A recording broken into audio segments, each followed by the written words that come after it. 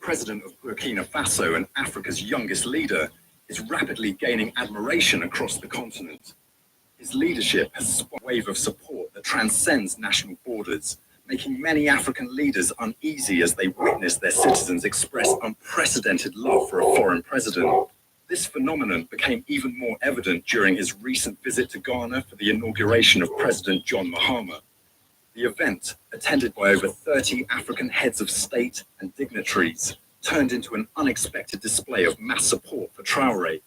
When it was his turn to approach the podium and greet the Ghanaian leader, the crowd erupted in wild cheers, louder than any other leader present.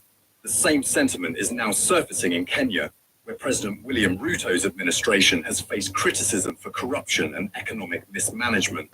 Kenyans have begun expressing their admiration for Traore, even painting his image on public buses that transport people across the country.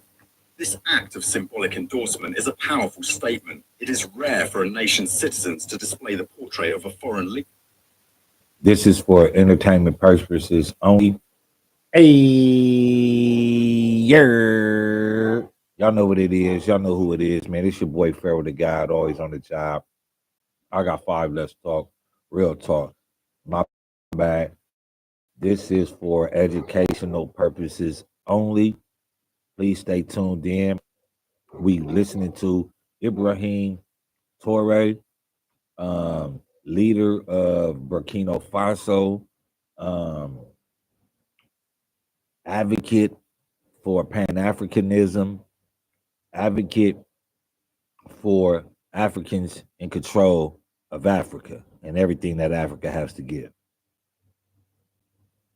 Leader on their public transport instead of their own president.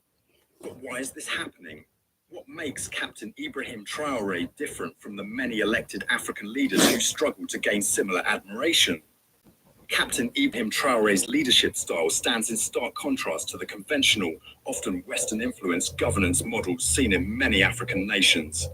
His boldness, decisive action, and unwavering commitment to Burkina Faso's sovereignty have set him apart. Since coming to power in a military coup in 2022, Traore has taken unprecedented steps to reshape Burkina Faso's political and economic landscape.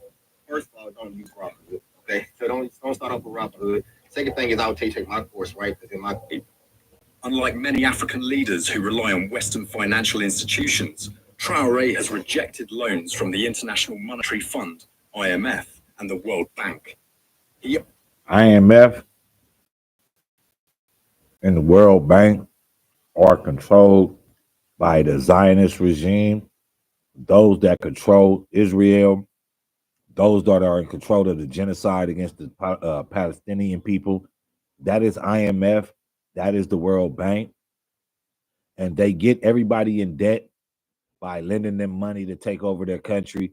And Ibrahim Traore says he's not taking no money from them, not at all. Openly declared that Africa doesn't need the World Bank, IMF, Europe, or America, signaling a radical shift towards self-sufficiency and financial independence.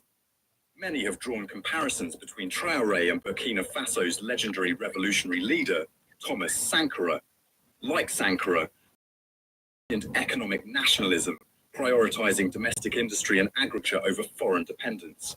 Sankara, often called Africa's Che Guevara, was known for his anti-imperialist stance, efforts to reduce reliance on Western aid, and policies aimed at making Burkina Faso self-sufficient. Traore is following in these footsteps.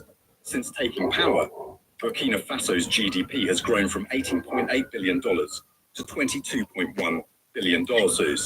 He reduced salaries of ministers and parliamentarians by 30%, while increasing civil servant salaries by 50%.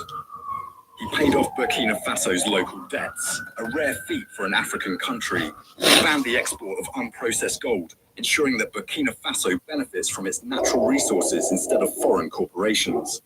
He established Burkina Faso's first. You hear it there.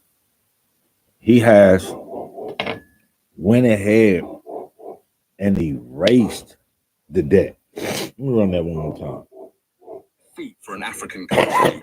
He banned the export of unprocessed gold, ensuring that Burkina Faso He banned the export of unprocessed gold.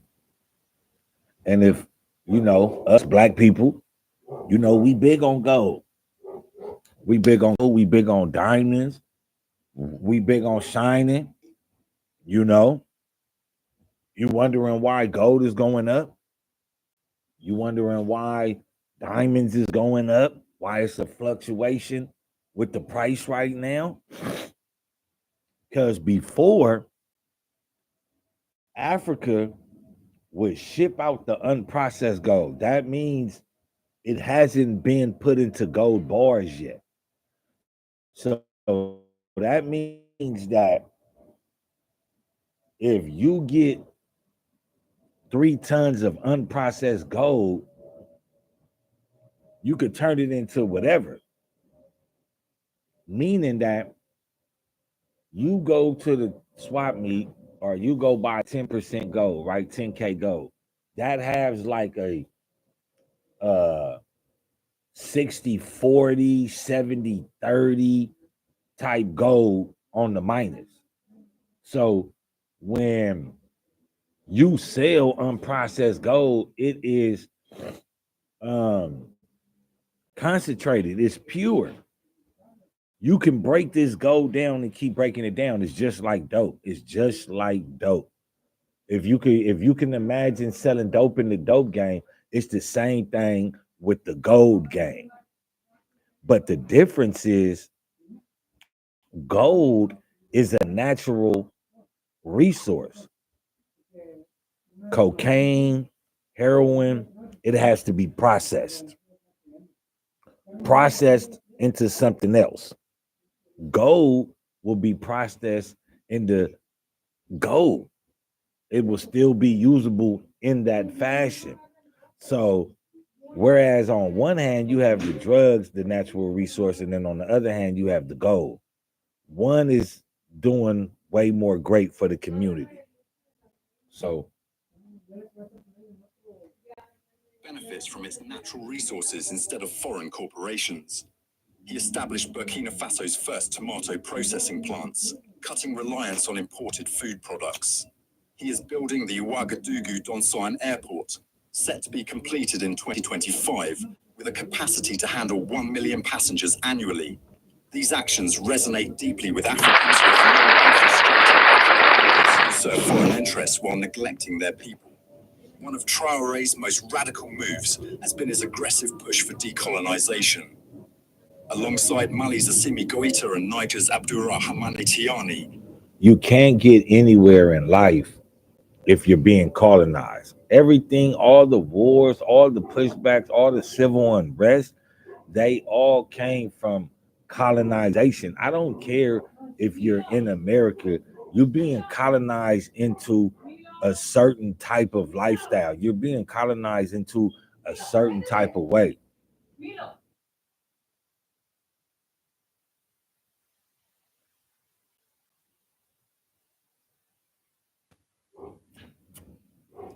When you become colonized, somebody wants you to adapt to their way of life, to their way of thinking. So you can be in California and you can still be colonized by these governors. You can still get colonized by these mayors because as long as whatever agenda they're pushing, they're colonizing your brain. They're colonizing your everyday of life. So when you adhere to what this governor, this president, you're being colonized mentally, physically, spiritually, emotionally. Um, and when you're not colonized, you can do for self. You have nothing to give to, you have nothing to give to nobody else. Nobody's over your shoulder saying, hey, you owe us that. he has expelled French military forces, shut down French-owned media outlets, and started nationalizing key industries. In many African nations, France still maintains strong economic and political influence, particularly through the CFA franc, a currency controlled by the French treasury. This system has been widely criticized for limiting economic independence and keeping former French colonies in a state of financial subjugation. Traore has rejected this system outright, cutting military and economic ties with France. People may say, what does the franc? He's cutting out the dollar. These are monetary notes that are of substance in said countries.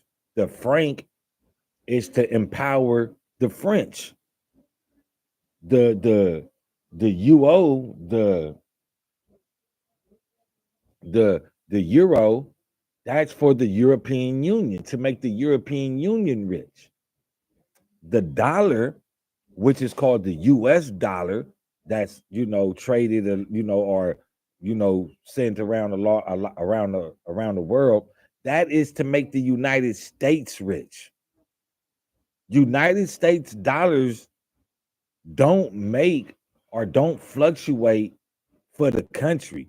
That is because we have the power. Fuck with us. This is what we're trading in. Mexico has the peso. But these third world countries, their dollars are not equaling and not adding up to the euro, to the franc, to the US dollar. So Burkina Faso, Ibrahim Traore, he says, we not finna do that. Since we have gold, he's doing the same thing that Muammar Gaddafi did before he was killed. He's doing the same thing that Saddam Hussein did for his country before he was killed. The government banned French military operations in Burkina Faso and expelled all French troops from the country. He also prohibited French media channels such as RFI and France 24 from operating in Burkina Faso, arguing that this colonial control. These moves have made him a hero to many Africans who believe that true independence can only be achieved by breaking away from Western economic and military influence. While many African leaders rely on IMF loans to stabilize their economies, Traore has focused on boosting local production. His government has invested heavily in agriculture, providing farmers with essential resources to increase production. Over 400 tractors, 230. This is to give you an insight of who this dude is for Africa. And this is what I mean. Say there's a whole lot of other things that's going on that deserves our attention, that deserves for the light to be shed upon. It's a lot of things that's affecting us. Yeah, motherfuckers might be like, oh man, that's Africa, man. I don't give a fuck and all this and all that. Man, you still not seeing the bigger picture. Africa is where a high majority of black people, it's densely populated with black people. We just gonna say that. If you know the backlash you getting for being black in America, what do you think the Africans are getting on a world stage when it's a continent of black people?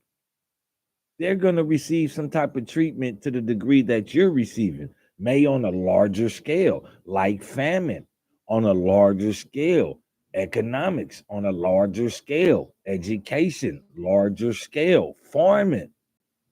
They are being affected the same way the African American is targeted, the same way, but on a higher scale. We don't see that. We disconnect with Africa. We are the only race of people that disconnects from Africa, from the motherland. You have France, you have French, you have, French people, you have France. Brazilians, you have Brazil. Guatemalans, you have Guatemala.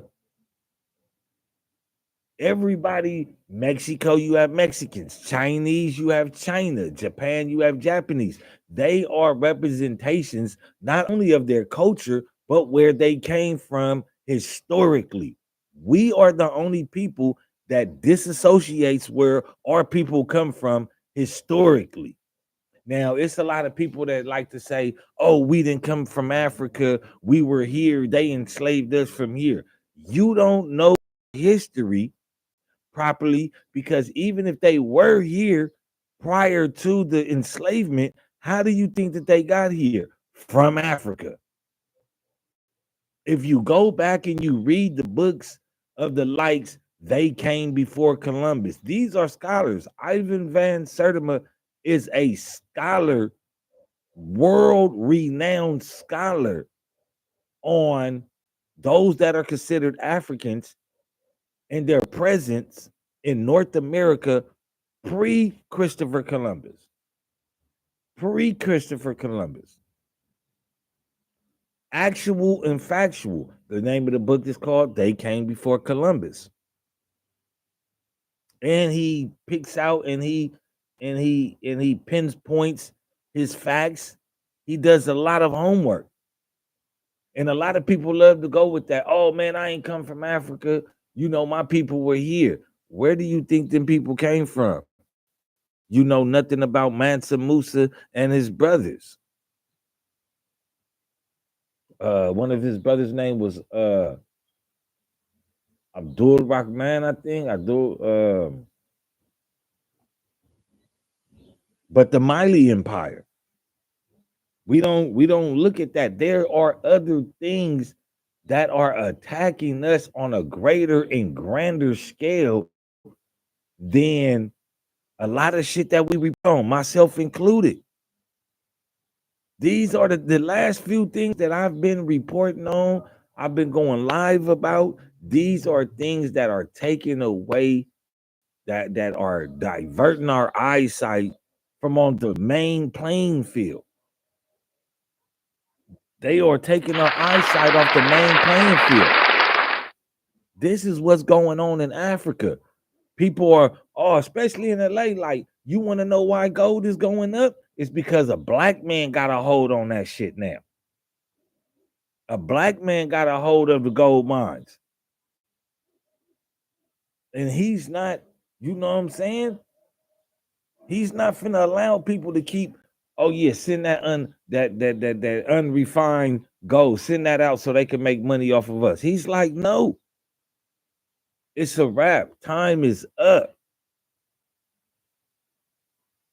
9 tillers, 710 motor pumps, and 714 motorcycles have been distributed to farmers. Access to improved seeds and farm inputs has been expanded.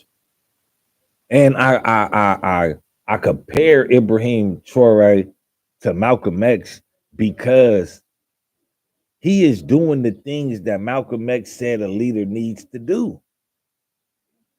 He needs to take care of his people so he won't have civil unrest. He owns the country. He needs to erase his people's debt. If he is for the people, he must erase the people's debt. You have the power in your hand. So what do you do when you get the power?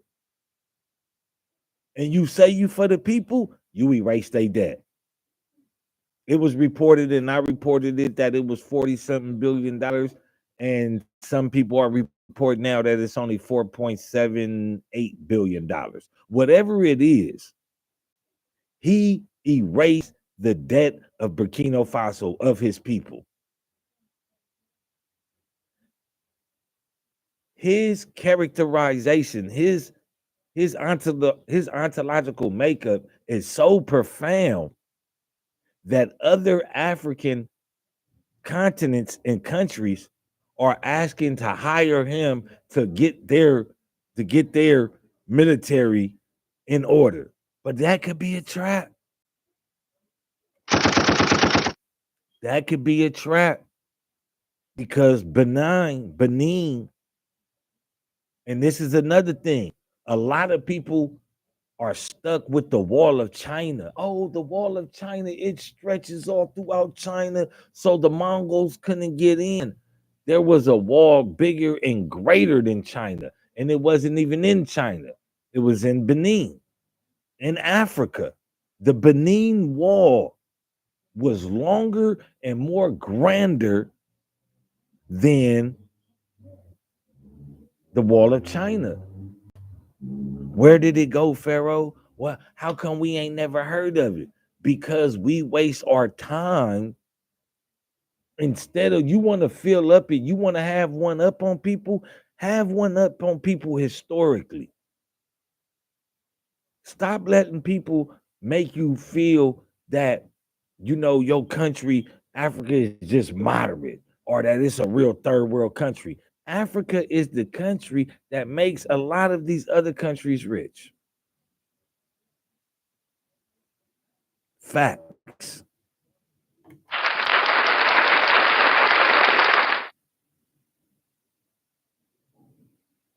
Malcolm X has always said Africa for the African. Patrice Lumumba has always said Africa for the African. What is wrong when Africans want to take over their own destiny or take over their own continent? Why is it is always becoming a problem? I remember this lady, she was on this podcast and she's Caucasian and they was asking her, she was some type of army intelligence gatherer or she was in the military. So anywhere it goes, she had top official claimed to have top official knowledge, right? And she was saying that, oh, they killed Osama bin Laden and he wasn't the top guy. The top guy is hiding out in Central Africa. He's hiding out and he's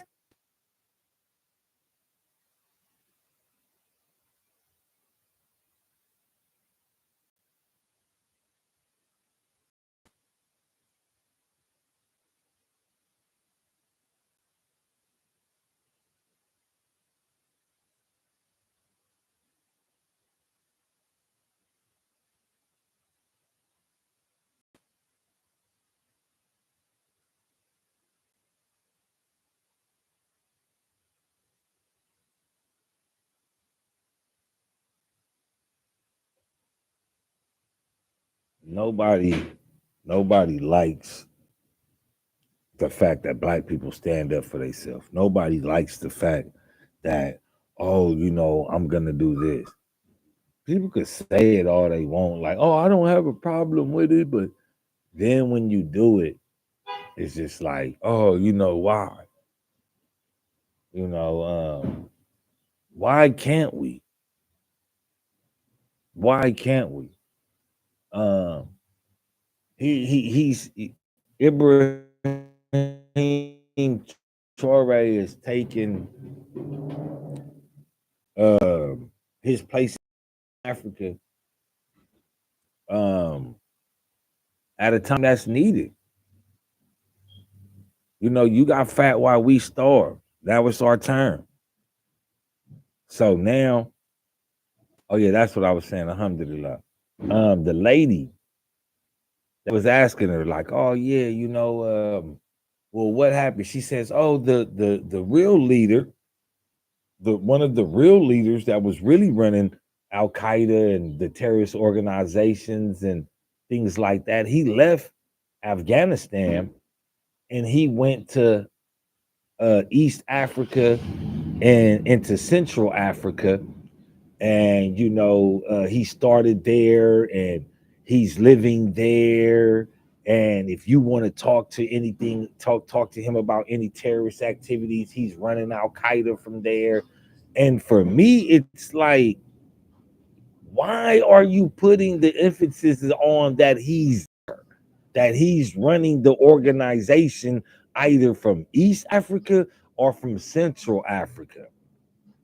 And when I started to do my homework, I started to come across names like Ibrahim Traore. I started to come across coups. I started to come across Boko Haram. And I started to think, well, who is who is gaining the significance of this? Because they all can't be fighting for the true independence and true true decolonization of the country if they're all fighting. Because if we're all on the same accord, there's nothing to fight about. And when I came upon Ibrahim Traore's history, it just kept proving authentic. It kept proving authentic. It was just like, okay, this dude is a soldier. This dude was a disciplined soldier. He fought in a number of wars.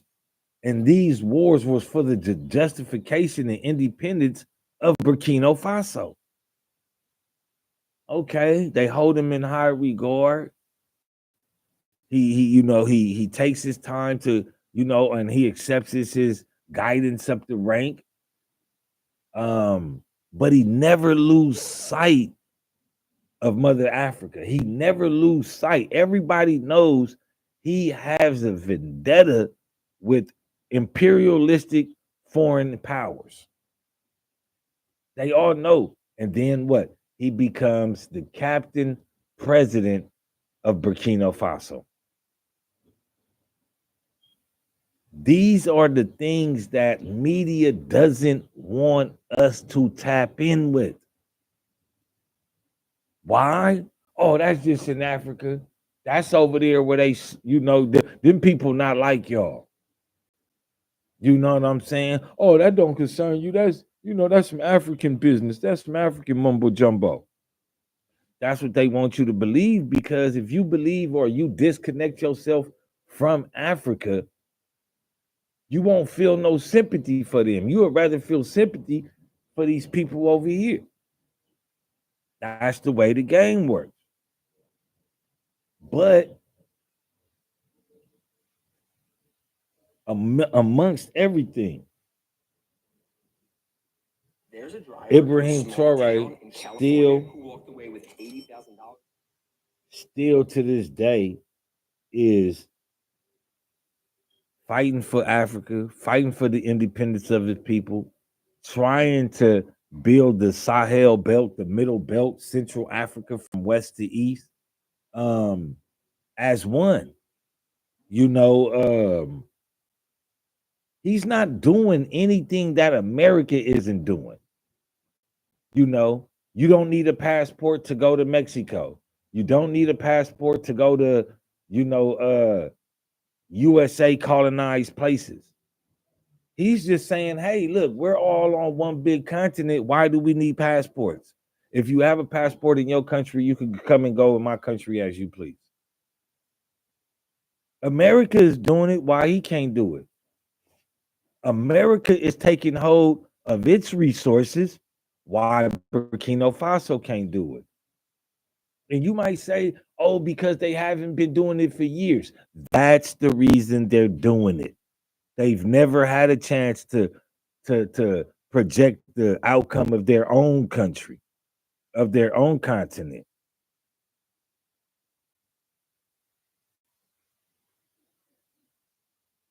Right now, we're going to listen to a clip of the reason why Ibrahim Traore kicked France out of Burkina Faso. None of them would be in a sovereign country today if the French army had not been deployed in this region. Have you ever seen one word set an entire movement in motion? One single comment that doesn't just spark outrage, but opens old wounds, brings buried histories back to the surface, and challenges the balance of global power? That's what happened when French Emmanuel Macron used the word ungrateful to describe African leaders. He even went on to say that if Africa is surviving now, it's because of Paris. Now, let us be clear. This wasn't just a slip of the tongue. His words carried centuries of meaning. It wasn't just a criticism. It was a reminder of how Africa has been viewed by its former colonizers for generations. But here's the difference. This time, Africa didn't stay silent. Enter Ibrahim Traore, the unapologetic and fearless leader of. And see, this is if you are ready, if you own the country, and you call somebody ungrateful because they want to, have their own independence, they want to be underneath your thumb of rule. and you call them ungrateful, or these people are only free or only have the the luxury they have because of France, that means they don't have nothing already. These people are living in fucking hut houses. So of course they're ungrateful for what you're giving them. You're not giving them shit. You're giving them shit literally. Take the shit, shut up, build a mud house, and get out the way. So of course they're ungrateful, Mr. White Cracker President of France, who's been fucking over this continent for so long already. Of course they're gonna be grateful. They have no standard of living. Their economic culture is in the trash. Their health culture is in the trash. Their education culture is in the trash. Thanks to who? Thanks to France. Thanks to people like Macron, the president of France, because they're ungrateful, because you are getting millions and billions of dollars out of this country every year, but you have not helped to develop this country from where it was to what it could be. It has getting worse and worse and worse. And then you try to blame people like Ibrahim Traore for the way that is. No, he is the person of why the country is going in the direction of being great that it is. He erased the debt. He erased the debt. That's the type of shit we complain about here in America all the time. I got this number, I got this much debt, I got that much debt. But we claim to be American. Oh, you're American, you're cool. But bitch, I'm in $90,000 worth of debt. I'm supposed to be one of your goddamn constituents. Look out for a nigga. Look out for a motherfucker. But you're not doing it though. But you'll give a motherfucker that come from Japan a business loan for $70,000. But I'm American though, and I can't get a loan for $70,000. What's wrong there? Something wrong with that picture. So for a person to come in and to be in the position that he's in and to erase the debt of his citizens to his country, that's a big fucking deal. That's a big fucking deal. And if it's that easy, and if it wasn't about greed, why other countries ain't doing it? Why other people ain't, eliminating the debt that their citizens own to their country? Because it's about greed. It's not about being the good person. It's not about, really fighting for the people. Because when you really fight for the people, oh, you're weird. Oh, you're a terrorist. Oh, you're going against the established powers. The established powers are fucked up. The established powers are Visigoths, Vandals. They start wars. They commit genocide. They trample people's culture, history, livelihood. And then they don't even have the audacity to say, hey, you know what? I'm sorry. Let's help rebuild your country. If France was such the great superpower that it is now, tell me why Macron is calling Ibrahim Traore ungrateful. Take a look at France and take a look at Burkina Faso, and you tell me who's ungrateful.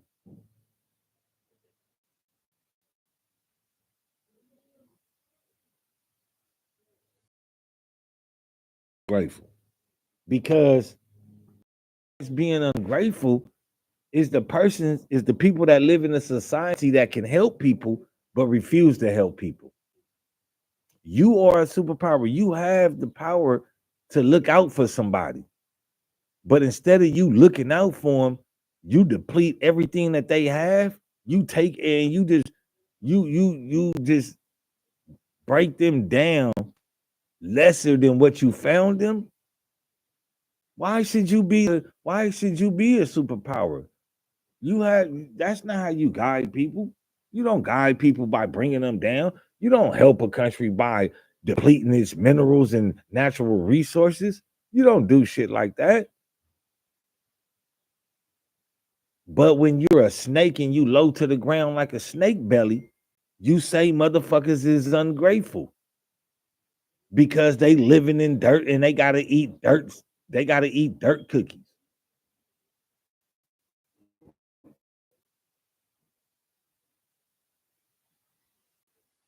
You can't be mad at you've been hurting them their whole life, and now they telling you to stop hurting me.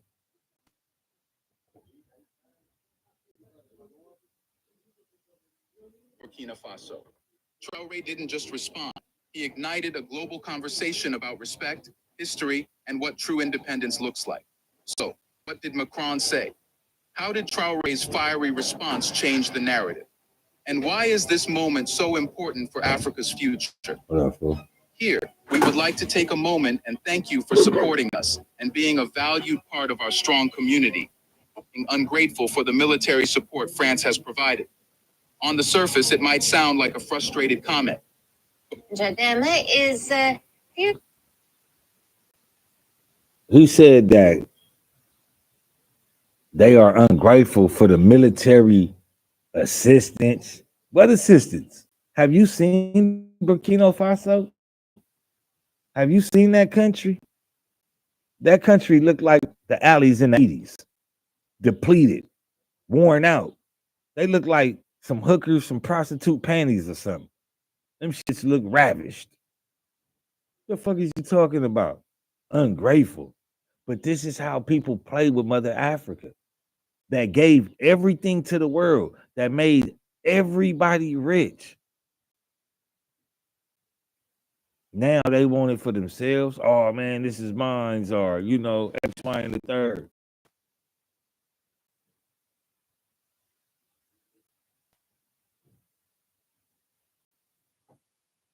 over the recent remarks made by the French President Emmanuel Macron at a foreign policy conference. Macron not just dismissed suggestions that his country had been forced out of the Sahel region, he went on further to say that he is still waiting for the Sahel nations to thank Paris for stopping them from falling into the hands of Islamist militants. The French president even called some African leaders ungrateful. Everybody think that they got the answers for Africa. Oh man, you lucky we stopped the Muslims from coming over there, and you better be lucky the Muslims didn't do this. Well, what did the Muslims do when they came to Spain? What did the Muslims do when they ruled Europe for over 700 years? Y'all didn't have to worry about no terrorist attacks then, did you, huh? Did you? When the Muslims came to Europe, there was no running water. It was called the Dark Ages. They weren't even learned men. They weren't even putting salt on meat. They were still living in caves. And for all y'all that's, you just talking shit, you putting the white man down. Nah, go check it out. Prior to the Muslims coming to Europe, Europe was what was known as the Dark Ages, the dark times. They were running wild. You had the Visigoths, you had the Vandals, you had the Mongols, you had the Germanic tribes, you had the what was the other ones? The Vikings running the rampart. These people had no foundation. They weren't living in castles. They weren't living in, sophisticated neighborhoods, running water. They were still being pelt with diseases because they didn't wash their body. At this time in Europe, they thought taking a bath was what was that word? They thought it was like some type of you would get sick. You would be, you know what I mean? Like, how do you think not being clean is gonna have you catching shit? But this was the time of Europe, of Spain. Everybody want to talk about Spain, Paris. Oh, this was the time of these people. It wasn't until the Muslims came that taught these people the foundations of not just Islam, but of life, washing your body, cleansing your body, throwing away food, not overeating. The Muslims taught Europe algebra. But this is the thing, this is the thanks. And it's not just Muslims that did this. These were the Moors, the African section of the Islamic army. These were black people that came to Spain and taught these motherfuckers all type of shit that they knew not. It wasn't until the Muslims got there, then they could have the Enlightenment period. This is years and centuries after the Muslims already got there. They have running water now. They know algebra. They know science. They know math. They know astrology. Cordova. Go back into the history of Spain before the Muslims. But here it is, before the Moors. But here it is, the French president calling the Africans ungrateful. What did you stop? What type of flavor did you bring to Africa? What did you bring to Africa? You didn't bring shit. 2. We had a secure relationship. In truth, it was of two kinds. One part was our commitment to fighting terrorism since 2013. We were right. I think some have forgotten to say thank you, but that's okay. It'll come in time. I'm in a good position to know that ingratitude is a disease that cannot be transmitted to humans. But I say this for all the African governments who have not had the courage. I'm in a good position to know that ingratitude is a disease that cannot be transmitted to humans.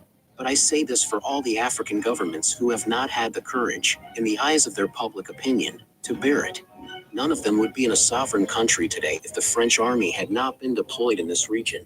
But when you peel back A lot the of layers, people- it's so much more. A lot of people in this world wouldn't be in the positions that they're in had it not been for the Caucasians coming out of Europe in 1492.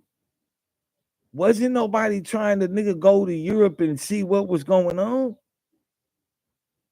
You had motherfuckers over here in America already doing their thing. The Incas, the Aztecs, the Mayans, the Olmecs. You had all these people over here already doing their thing. So if they was already doing their thing, that means y'all jumped off the porch late. That means Europe jumped off the porch late. China, motherfuckers was already in China. China had ancient civilizations. China, let's go back to the Black Samurai. Let's go back to the Black dynasty in China, in Japan. Now you come through the Americas, you got everybody else already doing their thing. Europe jumped off the porch late, and they want to say that, the African rulers are ungrateful. You ain't gave them shit. You ain't helped Africa. We not talking about in the cities, but Africa itself has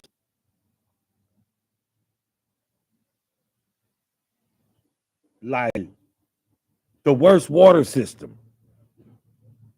Muammar Gaddafi, he built the water system in the pipeline to bring, water to Sahara, to the desert. What did America do? Bombed it, blew the shit up. Hey, shout out to Michael Royal, man. Thank you for the comment, man. I definitely appreciate it. Who's the dictator though? You know what I'm saying? Because I know that people love to say Muammar Gaddafi was a dictator, that Saddam Hussein was a dictator. I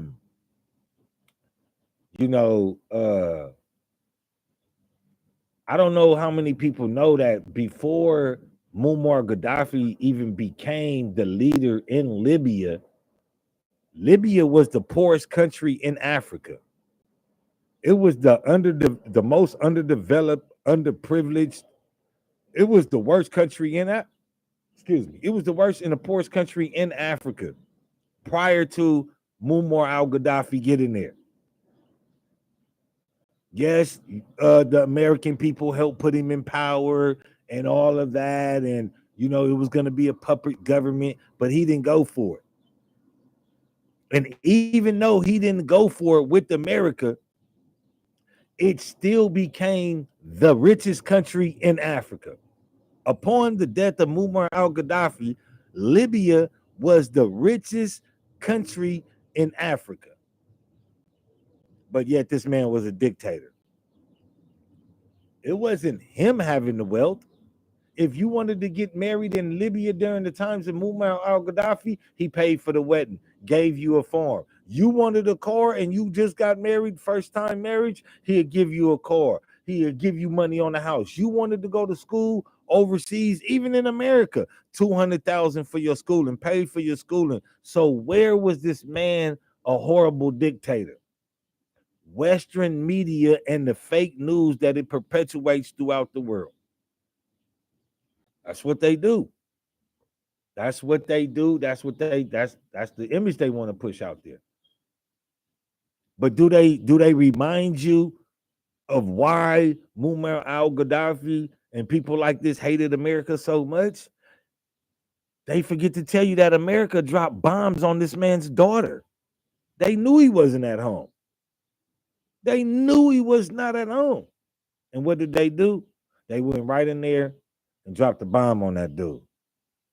Straight up. Fucked him over. Crazy work.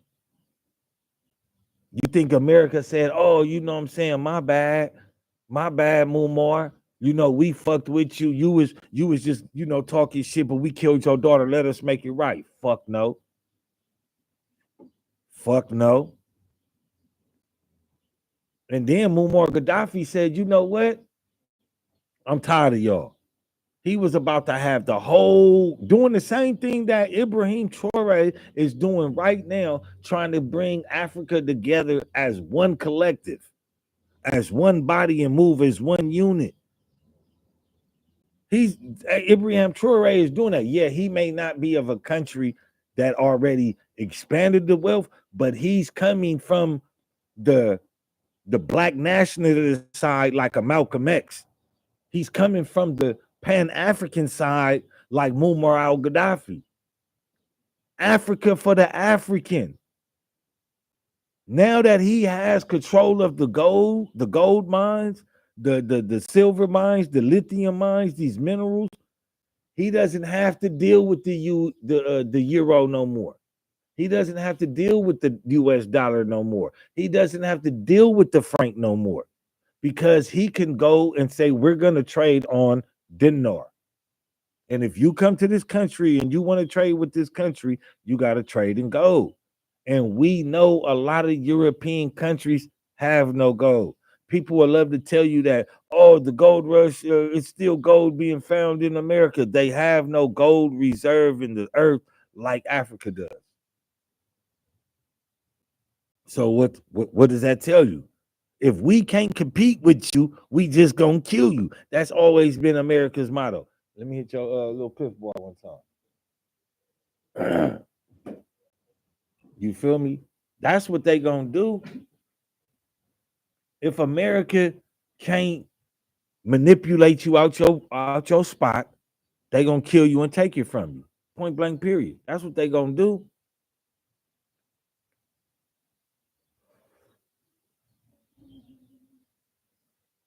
A lot of people would want Saddam Hussein to be a dictator, but who put him in power? And see, this is the thing. A lot of these people that they try to tell you that's, oh, these people were fucking their country over. How did they get put in the power to fuck their country over?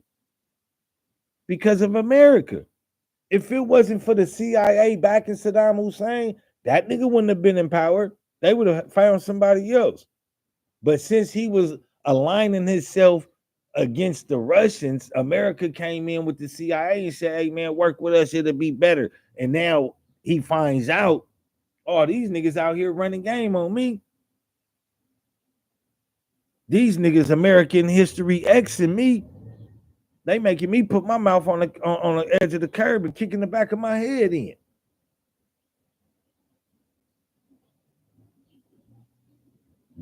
Niggas is like, nah, nah, I ain't coming outside, bro. I'm cool. I already know what y'all gonna do. You can't do that type of shit and keep getting away with it. This nigga took over his country's gold mine. Y'all won't have niggas want to be proud to be black. Nigga, be proud of something.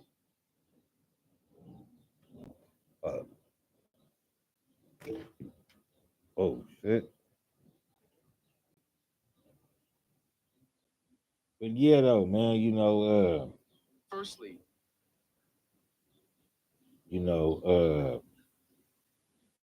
he getting rid of everything though, too. Like, and this is what you do in order to build your country. It's alleged he's getting rid of French cars and shit like that. These European companies have dominated the business world for way too long. You look at some of these Korean cars, some of these Chinese cars, nigga, them motherfuckers is better than a motherfucking McLaren.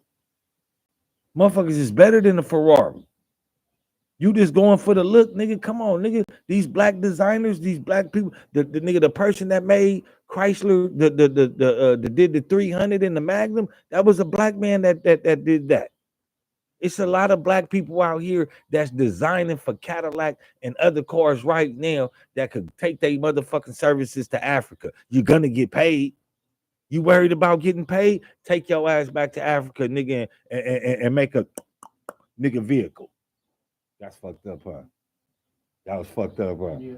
Hey man, but you know what I'm saying? Go to Africa and make one of them vehicles though, man.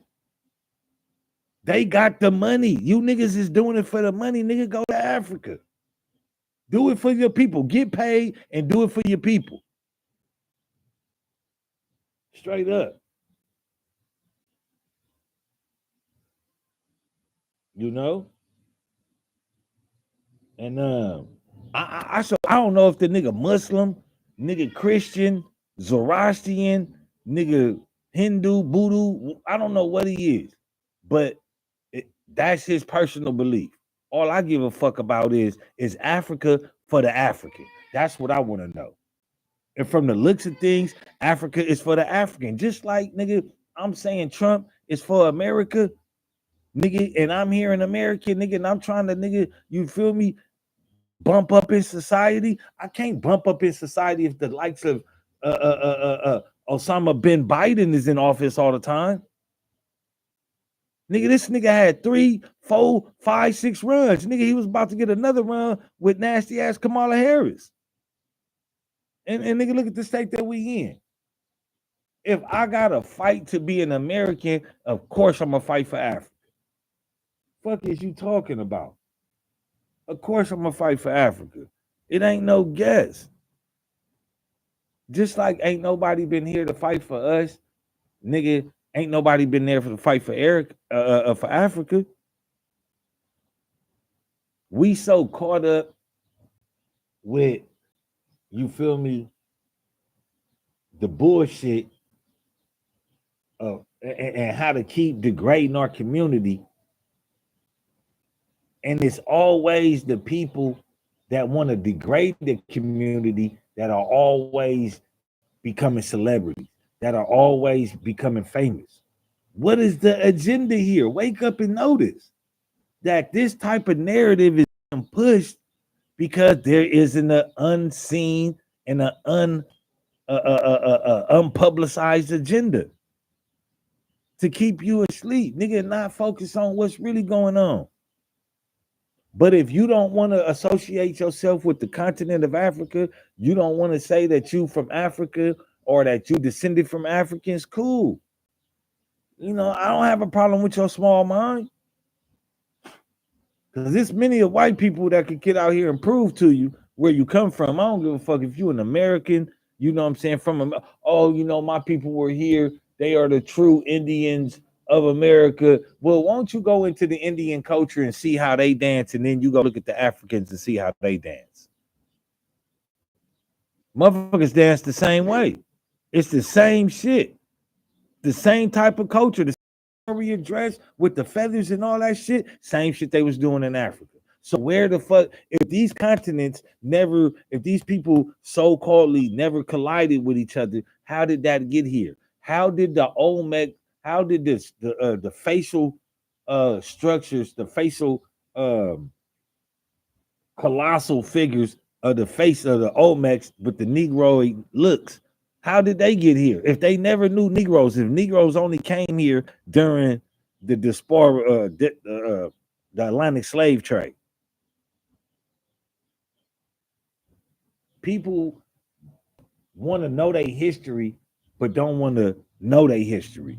Oh man, you know what I'm saying? It was black people in Africa too, but it was black people here too. How the fuck do you think they got here?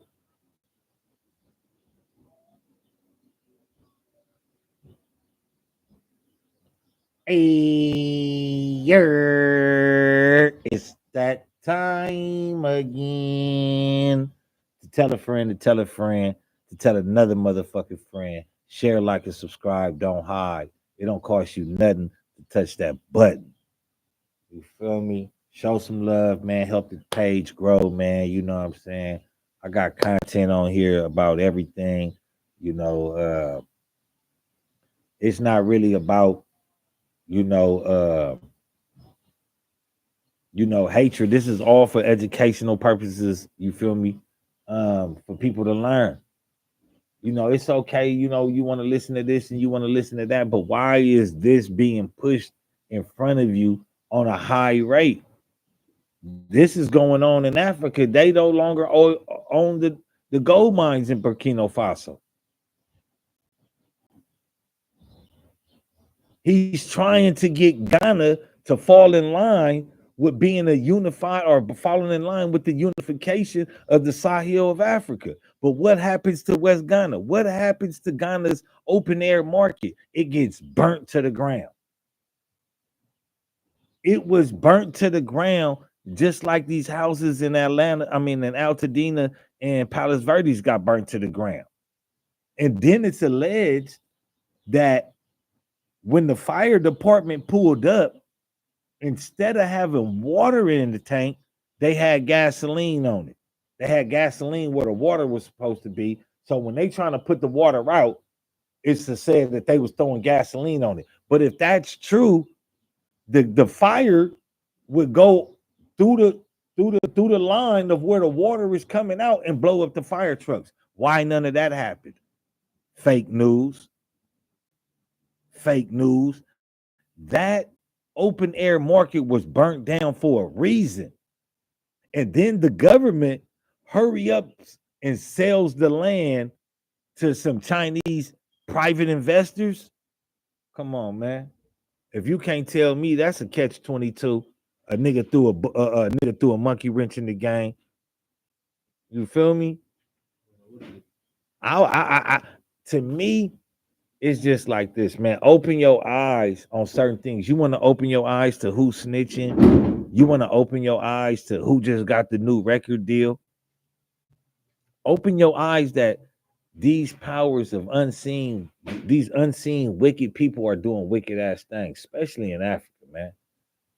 They don't want us to win. If they don't want us to win here in America, they don't want us to win on the international field.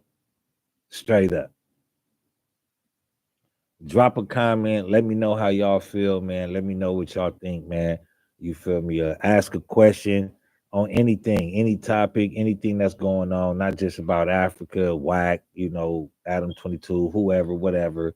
The fires in California, Gavin Newsom, all that. It don't matter what it is. You feel like you want to ask, just go ahead, drop a comment, man, and I'll respond to it, though. You ain't got no lighter, huh?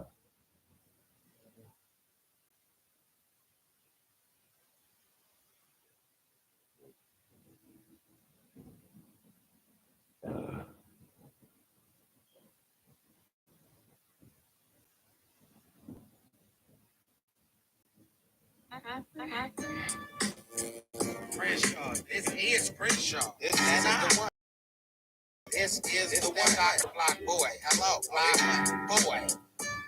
This that nice. Hey, I always knew you could do it. Hit the block in all yellow phantom like this way. I didn't know what the fuck you Always had a way to do do this. it. I'm like, this nigga shoot at the fly, This bro. way. Shit, like, God, fuck this nigga do it, bro. Over here, 71 million. And then I seen Sunday, I was like, oh, that nigga back again. I'm like, this nigga, I'm over here shooting. Always had a way. Do it. My hustle ain't never gonna stop. Probably young, probably grind the way I climb to the top. Down and dirty, but my money eating like I'm hella hungry. Whole squad, old piece, tip, scale, nothing bony. 2250, 5 pounds in a bag, stinking up my whole house. Gotta air this bitch out. Never running out of fluid. Call me young gas tank. 50 gallons in the air pump like a fish tank. I know my shit stank, but I don't smell it though. Flatter with my swagger, so they put me on a pedestal. Wipe a nigga down with $100 bill. These stupid doodles got me like 100 hack a pill. On the block all day, all night. Auto bags trying to make 100,000, stuff it in a Gucci bag. I know my shit stank, but I don't smell it though. Flatter with my swagger, so they put me always better. You do it, hit the block in the all yellow phantom like this way, that way, this always way, that way. Do it. I hit the block in the all yellow phantom like this way, that way, this always way, that way. Do it. I hit the block in the all yellow phantom like this way, that way, this always that way. Do it. I hit the block in the all yellow phantom like this way, that way, this always that way. Do it. West Coast, Brody, Crenshaw, where niggas outside on the block in the rain. Hustling, trying to get room money, work money. First $10, gotta get a t-shirt money. With coconut, peel heads, bead heads, ball head, tight fade, or some dread heads. Playing poker, chess, wanna bet. On Crenshaw, it's only a few real niggas left. Block boy, tease up, G's up. Going hard on a bitch, then throw your P's up. Snorting the bird, that's a real coconut. But all them other niggas just snort chalk dust. It's Crenshaw, where hoes come, they get flipped. Might pop a blue pill, might pop a trick. So holla at me when you see me on the West Coast. Crenshaw, stalker boy, nigga, let's go. Do it, hit the block in the all yellow phantom like this way, that way, this always that way. Do it, I hit the block in the all yellow phantom like this way, that way, this always that way. Do it, I hit the block in the all yellow phantom like this way, that way, this always that way. Do it, I hit the block in the all yellow phantom like this way, that way, this always that way. Do it.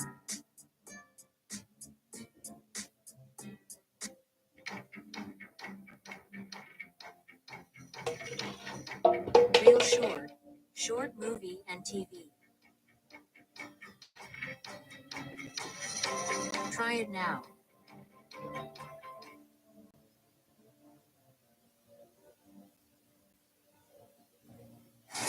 "24/7, shower fresh." Better sprinkle some of your fools with some of this GAME, man, some of this game. Understand my system. Better sprinkle your fools with my sprinkler system. Understand this stuff. It don't stop till the motherfucking Glock pop. Fuck a Glock, I'm fucking with the 6R. B226, Diana Ross, cousin Nina. Misdemeanor, that's what we do. Understand it? I'll be more hipper than the hippopotamus. Get off of your head like a neurologist. That shit was baked in Atlas. Gotta find about a name with you, Oculus. The 707 murder scope. Oh, yeah.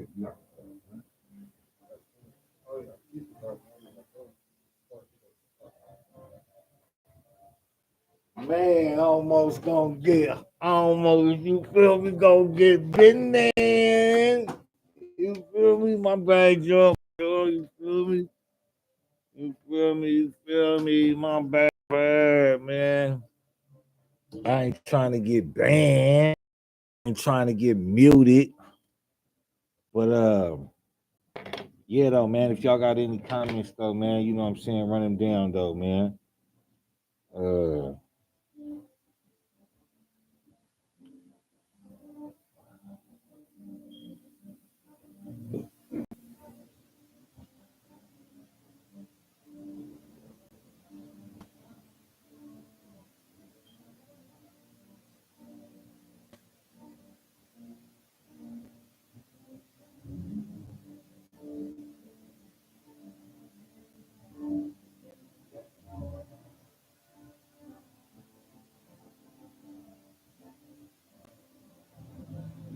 Shit is crazy, man. Drop a comment, though, y'all. Let me know how y'all feel, though, man.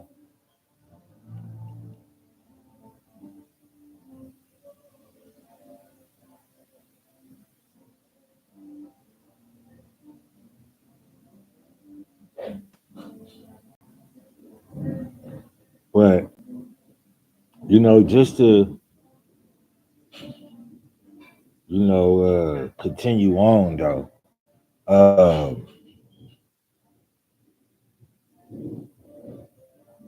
A lot of things that Ibrahim Traore is doing right now is really what a lot of people want to see. A lot of people want to see that leaders do something different for the people. A lot of people want to see that leaders um, approach the situation in a different manner. A lot of people are not able, a lot of this trife life that's going on in the world, you know what I'm saying, has been going on too long. You invest in a lot into these leaders and invest in a lot into these political leaders, and it comes to turn out that all they could offer you is, oh, I'm sorry, I'm gonna do better next year. My bad, it was a slip up. That's all they have to offer, and it becomes at what point in time do you say to yourself, we don't want these type of people running the office no more. We don't want these people um um justifying their wicked ways. We don't want that no more. So that's the thing that people gotta also, what I'm saying, understand though, you know.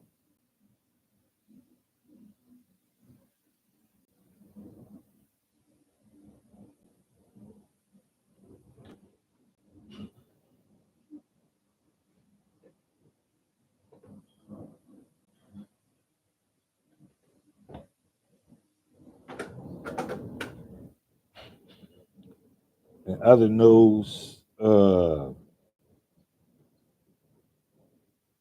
don't know, man. I was just really on my mind.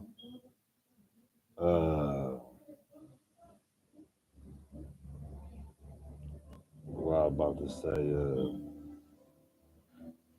Did you hear about the girl the little teenage girl that was a minor, got pregnant by her uncle, and the nigga killed her? But wasn't it another one too though, or some that did something like that? The nigga. It's a bunch of wild shit. You have to act Lord know all that little wild shit that's going on. Yeah, but the nigga got you. But the nigga, you see that she told the nigga, like, you feel me? My motherfucking my period. I missed my period. You feel me? Some wild shit like that. And the nigga murdered her. But this my thing, like, cause niggas be like, oh, the bitch was older. This my thing. I don't care if the bitch wanna fuck or not. I don't care if she out there fucking or not. You an adult, and on top of that, you her fucking uncle. Like, it's just an all around situation, and this is why I say niggas got to protect these kids. The shit like with academics, trying to groom the little boy, nigga. You already been caught fucking a little girl,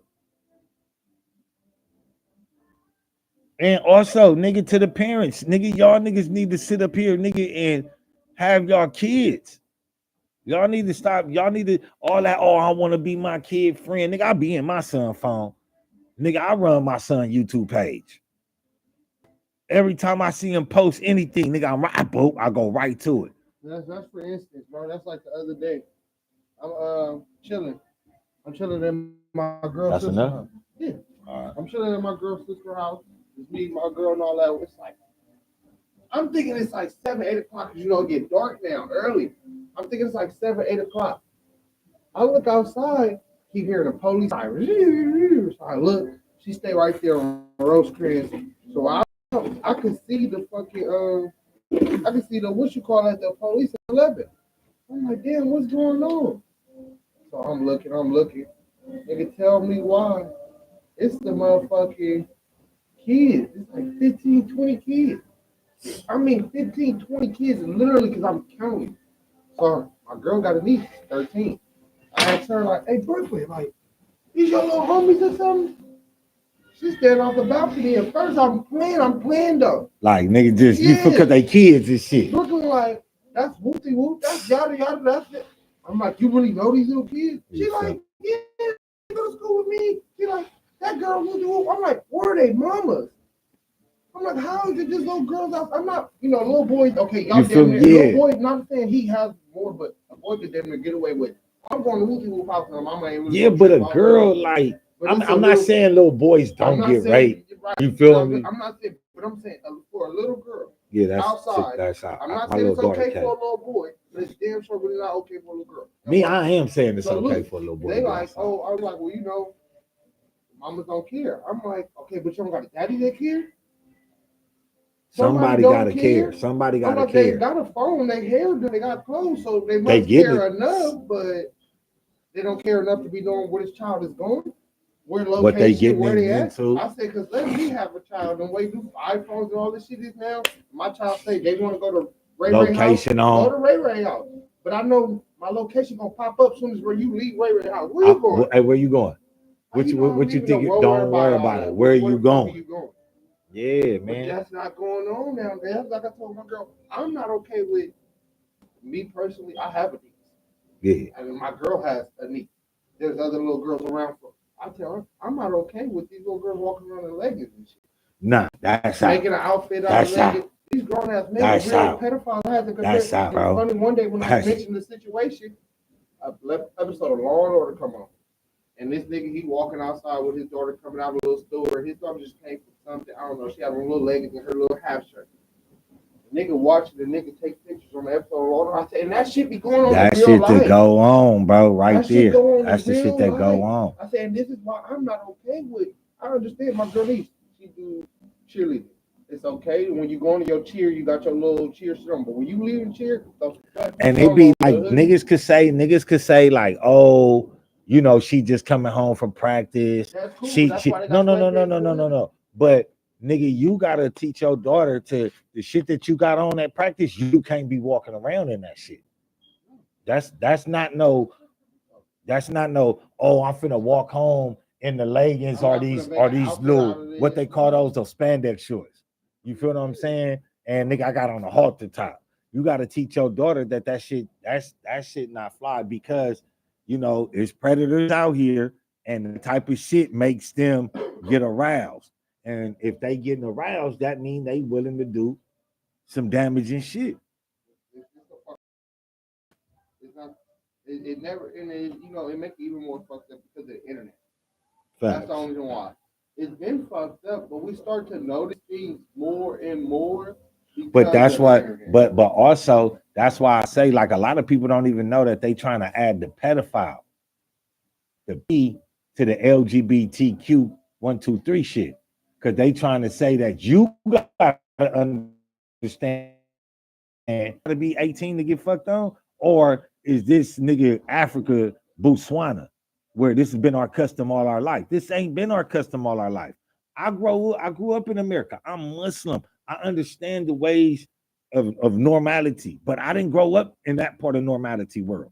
So I'm not gonna agree with it. I don't give a fuck if I am a Muslim. I understand it. I get it. But on my level, I'm just an adult that's gonna be like, nah, I'm straight. I just can't indulge in that at all.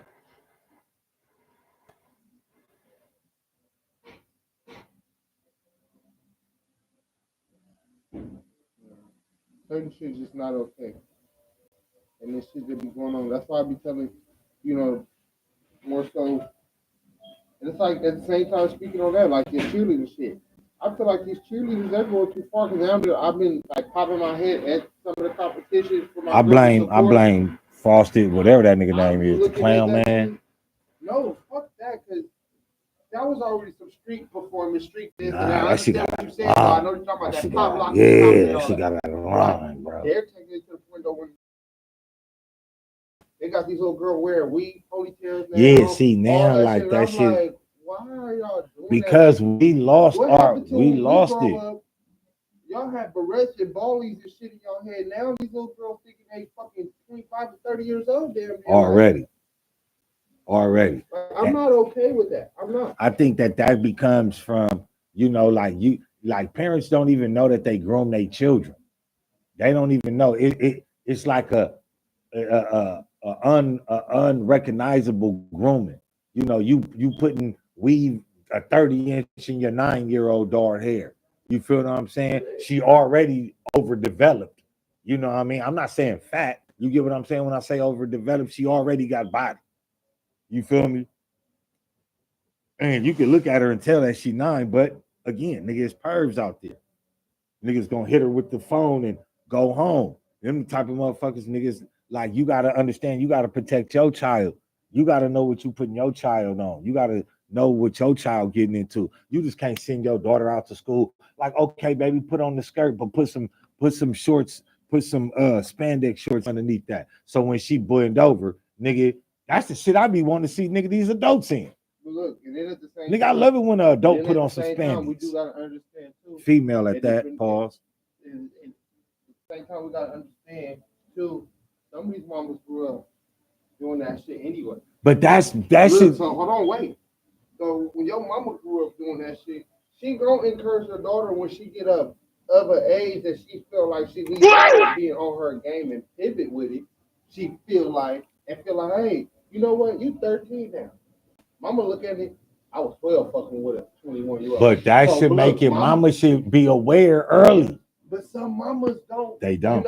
They not They giving don't. a fuck about that. They You not. have some that are aware True. of that shit is what's going on.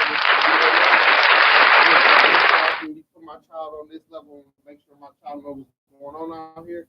Then you got some mamas that go find you a balling ass nigga, older nigga. And that's grooming. Do this, do that. Yes, that's grooming. That's grooming. But it's like, what can you really do when you got a bitch out there doing shit like that?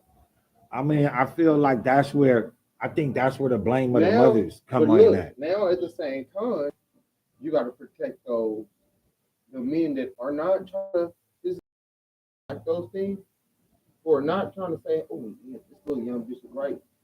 Because let's give us right, girl. I'm 27. I'm not that young, but I see a bitch that's 21. And that ain't too far, but look. But even to 19 for you. Me personally. You, because you a real nigga. To me personally, I don't feel like that's okay. Because when I'm saying I'm in the 30 range, right, and I got a kid later on down the line, and I'm gonna think about it, all right, 20 years from now when I'm 50, I don't want my daughter running around with no 30-year-old nigga. She only 18, 19. Yeah. I thought you was gonna say you but I'm saying, 50 with a 30-year-old type shit like that. But yeah, as a daughter like that's 18. But you also gotta understand though that your daughter is legal though. You know what I'm saying? Yeah, the age may not be. That ain't what you gotta go do. No, not even that. Something mentally, or not even mentally. Yes, I'm gonna say all mental level, because on a mental level, if he was all mental and not like that, there's more women in the world than are men. So more advanced too. Chosen at any point in time, if we're in our physical good shape, health, and we mentally there, we working, got a job, it ain't nothing for a woman to woman. So why is he after this child? But see, that's where what's going on. That's where it becomes kind of weird at. Right. You feel me? It becomes like, to me, I'm like a 70-30 on that. But look, I'm like a again, 70-30. Like I said, that's why you got to put your child up on game and say, hey, whether you're a father or a mother, to say, hey, if that's what you want to do in life, then that's what you don't do. I can't judge you. You're both over the age bracket of this. But I am gonna question it sometimes. To say, I might not question you. I'm gonna question him. And you can't blame me. I'm gonna question myself and say, hey, what the fuck? Yeah, not to him, or to her. Whatever. Hey, that's your lifestyle. Yeah, that's your lifestyle. But I'm gonna look at you weird. But it's like, okay, what are you doing with this? Why you couldn't? You got at least, if you're 25, you can go be fucking with a bitch that's 30. You could be fucking with a bitch at least that's 23 or something. I'm not with it, even with the freshly 21, because this freshly 21, you just start being at the age where you go to like, bars and shit now. Yeah. So do you know how to carry yourself when you walk into here? Nah. I'm not so saying yeah, that you I see what you're saying. I see what you're saying. When you hit a certain age, right? I'm not that grown of a nigga. Yeah, I mean, I'm yeah. 28 this year, but it's like, at the end of the day, I can't go get no 90-year-old. Let's go to this bar. Yeah, but also just the mind development of it. You know what I'm saying? The being developed, it don't come with just, you know, her being 19, you know what I'm saying? And, oh, yeah, she can fuck now. It's more so, what can she do with herself? You know what I'm saying? Now, if you want to get her, if you fucking with her, she 19, 18, 21, and you older and you fucking with her, and if you fucking her just to be fucking her, like you just, oh, it's some young tight pussy, I'm gonna get it before it get wore out. You wrong. You wrong. You like damn near pedophile, bro. Because if it'll be cool for you to fuck a 16-year-old, because nigga, it's cool now, you a fucking 16-year-old just to be fucking. So it's weird. It'll make me question a nigga motive, bro. Like me, I'm not dating a bitch younger than 25. By no means. By no means, I'm not, nigga. Nigga, that's like that just can't happen. And see, and there's a reason why. Another reason why I look at that, because I look at all right. I look at the woman I'm with now. And the only reason why I would say woman I'm with now is because she do her grown woman shit. Got her job here. Nigga, at one point when before she had the good work for so whoever the fuck she work for now. But she, you nigga, niggas, but see, y'all, both of y'all have old spirit stuff. You feel me? Y'all have that respect for like the old spirit type shit. But at the you end feel of me? the day, girl, it's fuck even having the old spirit. She knew at the end of the day, this nigga leave. I need my own. I need to have my own. I want to be able to take care of him at the same time, help out with shit, do this. We want to go here. We want to do this. We want to do that. I'm worried about this shit. Yeah. Nah, I ain't go get one of the young bitches that's like, oh, I'm gonna go get a job. Just fuck on it. One little job. I'm gonna spend that money going. I'm gonna take this trip. You can take all them trips later on. Let's save that little money anyway. So when you retire, you're gonna be bored as fucking mad because you done rent everywhere already. Yeah, you nigga. Then you're gonna be more me. You feel what I'm saying? Right now, I'm good. Well, yeah, we young. We want to have fun. We're going to have fun locally. We have fun local like a motherfucker. Well, yeah. That's me, though, how I look at shit. I mean, I look at it like, too, and it's better like that. Like, a lot of us, you know, like the saying goes, you know what I'm saying? Like, our mama used to tell you, stay in the kid's place. I wish I would have stayed in the kid's place because I would have understood shit. Girl, you ain't the only one. I would have understood what, you know what I'm saying? I would have understood get your rest for the next day. I would have understood preparing for tomorrow. And you know what's so fucked up? Because you know how they say it only takes 30 days to make it happen. All right.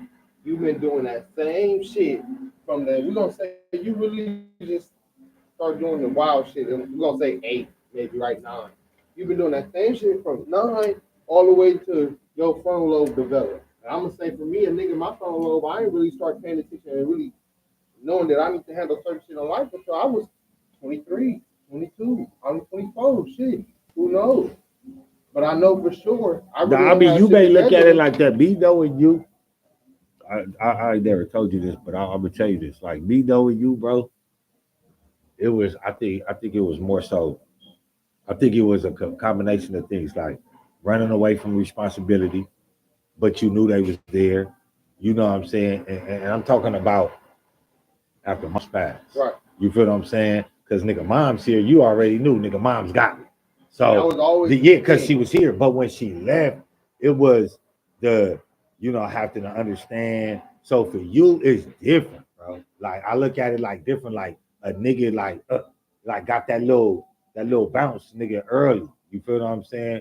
Right. Because a nigga already knew. But see, that was my thing. I was moving too fast and trying to stay at a fast pace to keep up with the grown motherfuckers, but not understanding that I'm still young. I may not have the support that I feel like I don't have. But when I look back now and I tell myself I had the support, but now I'm like, damn, okay.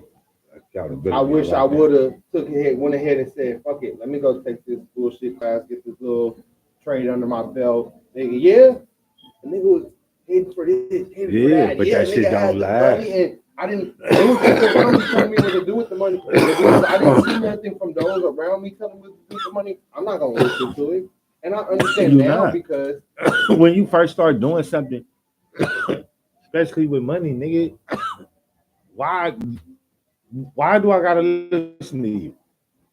Nigga, you I got money. Nothing. You don't got shit. And you telling me how to go move with my money. And you're not doing it with yours. But when your frontal lobe ain't developed, you ain't understand the nigga older than you had been through shit already. I already done seen the warning. So a nigga know it from both sides. A nigga gonna respect it from both sides. But at the end of the day, you gotta respect it from both sides. But when we young too like that, the only thing we think, the first thing we think that age don't matter. Yeah, but that's the not knowing. Hold on, especially as a male, you get that first taste of squabbling with grown ass men, knocking them down. Yeah. nigga when an older nigga, even though he But your that big come homie, from an you know, older nigga whatever. not staying in his place though, bro. A lot of older niggas don't stay in their place. A lot of these old niggas want to shuck and jive with younger niggas. You feel me? But They look, want to Harold, be in that realm how like can, that. how can, Even look, how can you stay on this young nigga, right? All right, you got some young niggas that take heed to the shit and be like, you know what? I'm gonna kind of listen. And you gonna see it. You gonna step back. You gonna say one thing to one young nigga. You gonna say another thing to another young nigga. They may be two different young niggas, but you got a plan for both of them, right? Just a perspective for whether you're game banging, whether you're a street nigga, everybody play their blue position. collar, whatever type of nigga. You some of the time, everybody taking heed to some young niggas and they see him. And they be like, you know what? I'm gonna tell him this and I'm gonna tell him that. They go for women too. And so they go out there, they might tell his young girl this and that. That young girl might listen to it. And she gonna take it running along with some of the shit. The other one might do the complete opposite of what that old bitch told her. Or this old nigga told them. They looking at it, he the big homie or whatever. Yeah, you the older homie, but I don't really see nothing from him. Why would I listen to you? Now, unless a nigga on a nigga, because even then we got big homies. There's big homies that run around telling nigga, nigga, come through. So we not looking at listening to them. We like, nigga, we gonna gangbang. We just gonna run around and do this. And I know that from being a nigga that grew up in the South Central, grew around these streets. Got niggas like that. I didn't watch niggas leave scholarship, all types of shit, just to choose this route and not listen to the big homie thinking. Now we go back and tell ourselves, oh damn, I wish I would have did this.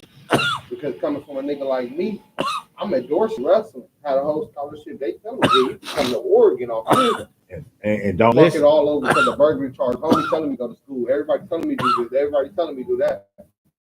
And that's the thing. Like we gotta start. That's a part of this. Like we gotta start. Like nigga, making even if it ain't cool, nigga. This is what it's gonna get you passed through in life. It may not be cool now, but be cool. You feel what I'm saying? Nigga, you may not like school. Nigga, go get a trade. Fuck that, bro. Go get a trade. You gotta start showing niggas like how now I go out there on Sundays or I'm fucking around with these car niggas or these niggas that fuck Showing some shit like that. Not even that. Niggas like, yeah, show them that. But at the same time, you get out there, you thinking this nigga, oh, he just flocker, he just pastor, he this, he that, because he got big Cuban on the with and that. Nigga, he's a plumber. Oh, on my Nigga, mama. he's an electrician. On my mama. Nigga, he worked for the city. That's what they is out there. Niggas out there might be dribbling with some little sales, and you might got but the vast majority of them got a job. Come on now. They work for that already. As a young nigga, we ain't really look at that much either. But that's the perception. We only hear the boogeyman stories of the nigga, especially when you're young. You know, you gonna know all the boogeyman stories. Yeah. So, nigga, you know who that is? That's boogie.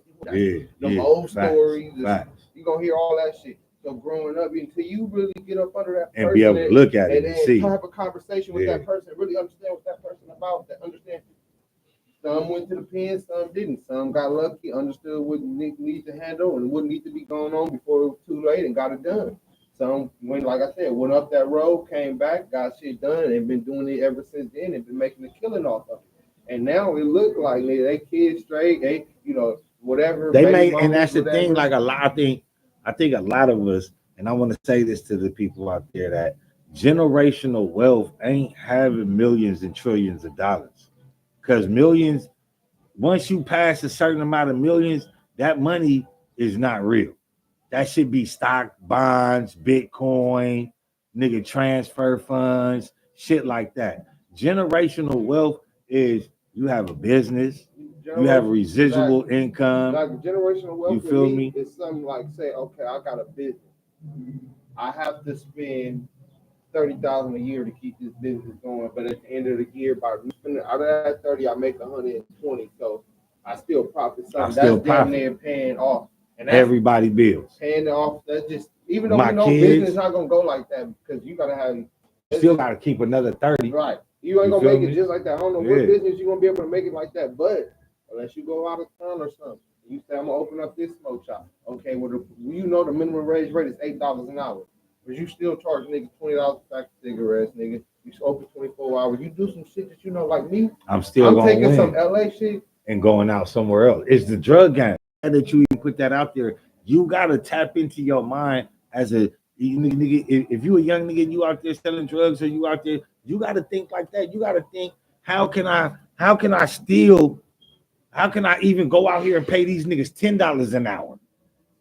You feel what I'm saying? I got one person in there working in my smoke shop. I sell one pack of cigarettes. You gotta look at it Nigga, like I this. got 2 hours Nah, already fuck sold me, for that look. nigga. I'm the type of nigga like this, and I learned the game. I soaked it in. Let's go back to this. Steve-O. Long live Steve-O. I Long soaked live this game Steve-O, up long from live him, Steve-O. nigga.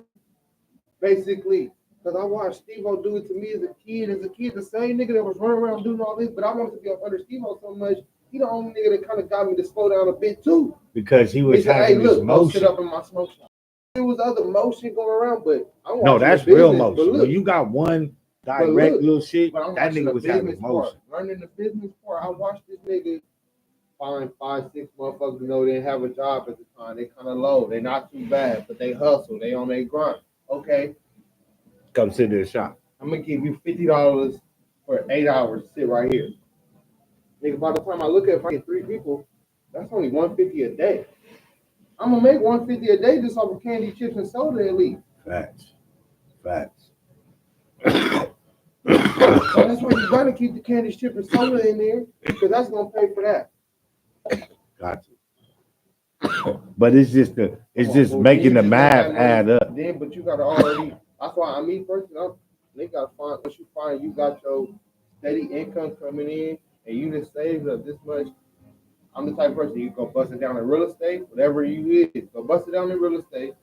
Go bust it down on the business, something easy, something fast, quick income. Nigga, a tobacco license in California only $300. Only about $300. $400 now. You just gotta have a business before you get there. You don't need no big ass square foot of a building. That's like them Jamaicans. Come on, bro. The Jamaicans, they say, I just want to turn a little shop Nigga, into the house. They'll turn that little shop into a house, a fucking apartment, a business. Nigga, they'll turn that little shit into really anything. Want to thug it and say, fuck it, nigga, you really want to be on the grind. Nigga, you go in there and sleep during them hours where you get one client, now you gonna spend $100 a day. You only got 2 people coming in for 2 hours after you doing what you do, boom, you go in there and you go to sleep. I remember that one nigga he had, that nigga Steve-O had, that nigga used to sleep in there. The nigga used to sleep right there by the, you know, when it's 24 hours, you know how the little window turn around right there? That nigga used to sleep right there, nigga, right on the floor, nigga, with the little covers and all that. Nigga, I used to be out to the bang on the window. Nigga, I ain't going nowhere else. I'm not finna go away on Florence now. Nigga, I done came from the beach. Nigga, it's 3 in the morning. Nigga, I ain't finna go drive to Florence, nigga, for, I'm like, nigga, I'll bang on that motherfucker for like 20 minutes. But that was the dedication. That was the, you know what I'm saying? That was the difference. Nigga, you could see what you could do with your work. You feel me? And a lot of us, nigga, that's like you say, that's generational wealth. Because if Steve-O was still here, that nigga would have all type of shit. He already still got shit. You feel me? He's got nigga. The nigga has the party bus truck shit going. That nigga stayed with a hustle. Shit going. The nigga had the motherfucking yacht shit going. That's the only nigga I know that really has shit. Bro. Consistently, you feel me? And that come from, you know, niggas think that they can't transfer over or it's selling out or, you know, a nigga going pop. Sometimes a nigga gotta understand going pop, nigga, is the bigger bag. You not selling yourself, you just taking this life that was considered illegal and learning how to transfer the money management into the legal field. Because if you could sell crack cocaine, if you could sell pussy, you could sell soap, you could sell nigga, you could sell anything, you could sell any type of merch, you could sell scissors, you could sell furniture. Cause nigga, you got the gift of gab. You making a motherfucker rely on getting this now. You making a motherfucker believe that you got one of the hottest products. So if you could do it with selling pussy, if you could do it with selling weed and shit like that, you could do it with nigga selling cigarettes. A nigga just gotta be able to believe in the crossover. The same way how you was able to get rich in the beginning, it's the same way how you could be able to get rich in the other form legally. You feel me?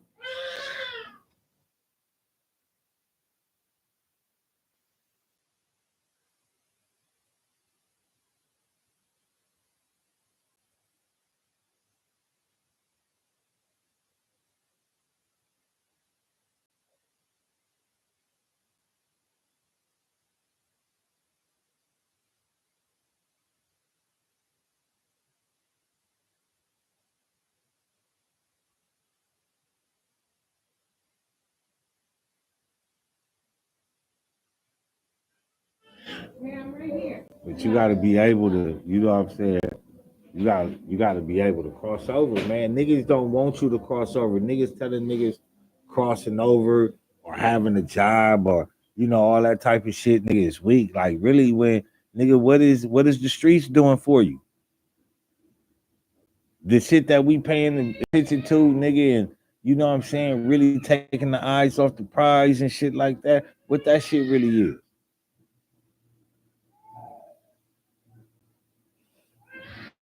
We the ones that, we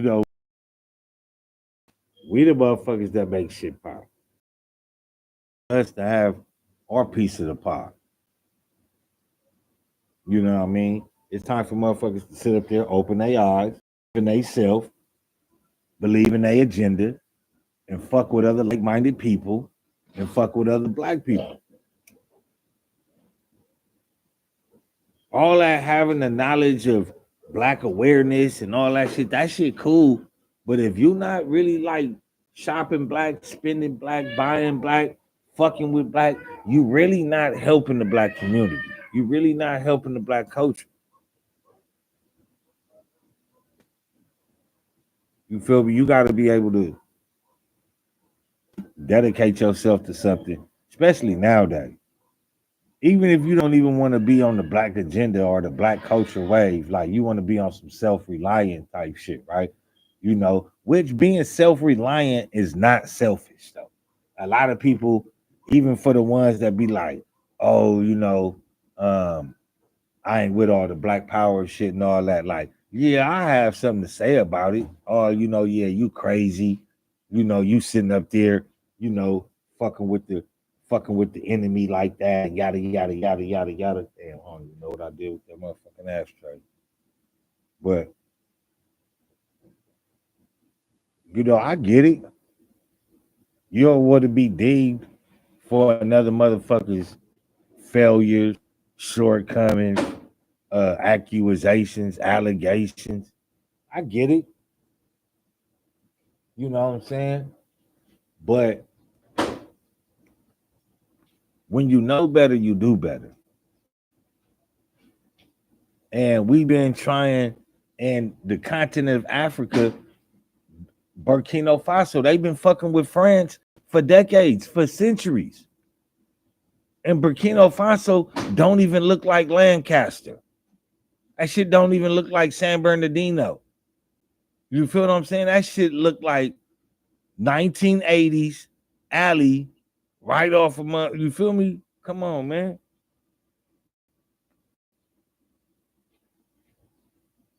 So how much have they been helping the community? Like, let's be real.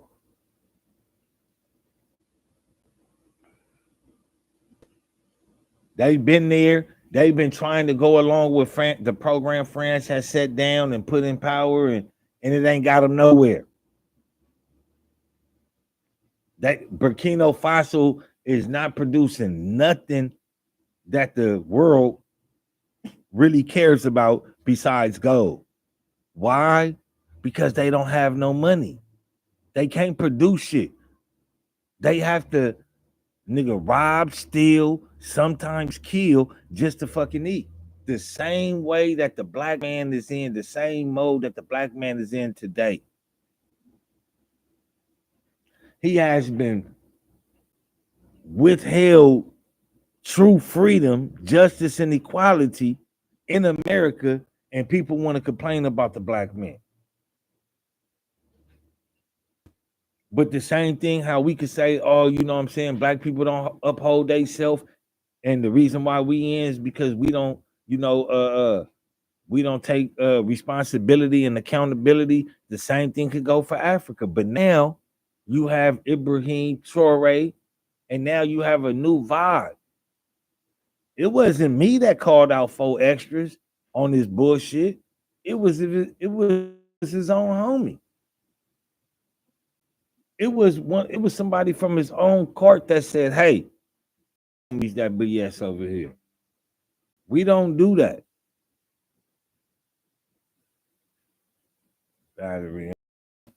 But we don't do that. And that's the time that motherfuckers, that's what we got to start doing. You know, we ain't never stuck together the way other people stick together. So why not get that a chance? So what you telling me that the white man has pulled the wool over your eyes so good that you don't trust your people? That you don't trust your people that much that the white man hoodwinking bamboozled you that good to where you you can't even give your people and peace a chance? That's what this is all about. You can't support Africa because you've been lied to and said that, and you've been taught that they African booty scratchers, that they swinging from trees and eating bananas. You ain't wise enough to see that you've been fooled. You've been fed monkey food. They threw a wrench in the game and you went for it. Oh, you wiser than that? You know that that's a lie? Well, then support it. Talk about it. Africa needs your help. Black people need our help. They need us to support each other. Africa needs us to make aware what's going on over there, here, amongst each other. We need each other. We continue to drive a wedge between each other, whether it's, you know what I'm saying, whatever. And it brings me to, and this is just how God works. We talking about Africa. We talking about the shit that they going through and how that goes, right? And then Odie get to talking about the females, the mothers and the daughters. That just reminded me right now of the Willie Lynch letter. Make the east side go against the west side nigga, the north side nigga against the south side nigga, the mother against the daughter against the mother, the father against the son against the father, the light skin against the dark skin, the hillside nigga against the nigga that's at the bottom, upper class nigga. It's basically division. France ain't never erased Burkina Faso's debt, and they've been ruling there for decades and centuries. France ain't never helped Burkina Faso become rich by them selling them they gold. So who's the real bad man? Who's the real bad man? You can't sit up here and hear this and tell me that nigga Ibrahim Traore is the bad man or that Burkina Faso is the bad man. You can't sit up here and tell me no shit like that. You're not gonna get away with it. Because what has France done for Burkina Faso? What has France done for any other of the continents in Africa that they hold power and wealth over?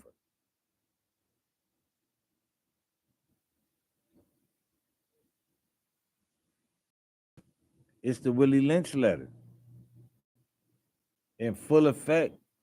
The Willie Lynch letter was written in around 1776 in the year of their Lord Jesus Caucasian H. Christ. And Willie Lynch said, if this method is implemented properly, I guarantee you will control the Negro for over 400 years. And this was implemented in 1776, 1876, 1976, 2076, 2176. We ain't even nowhere near it. And obviously it's being empty, right? Because we don't got our eyesight on Africa. We disconnect from the Africans in Africa like they're another species. But then everybody in the world secretly says we're all the same.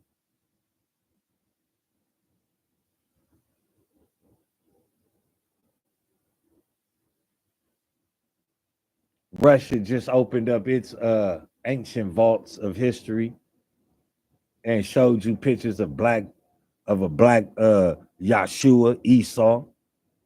the Christ, showed you pictures and paintings of him as a black baby, the black angels, the black prophets, and now Iran just did it. They opened up their votes. What are they trying to tell black people?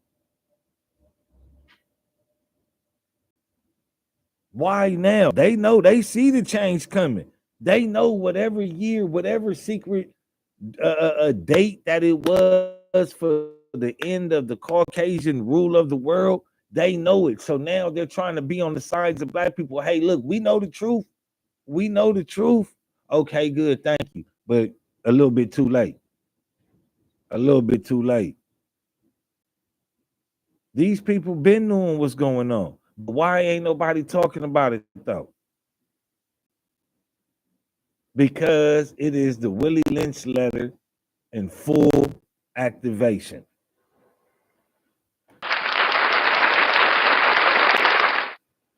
Willie Lynch said, if you implement this properly, this will last for over 400 years. You do the math. It was 1776, the year of their Lord, Jesus H. Caucasian Christ.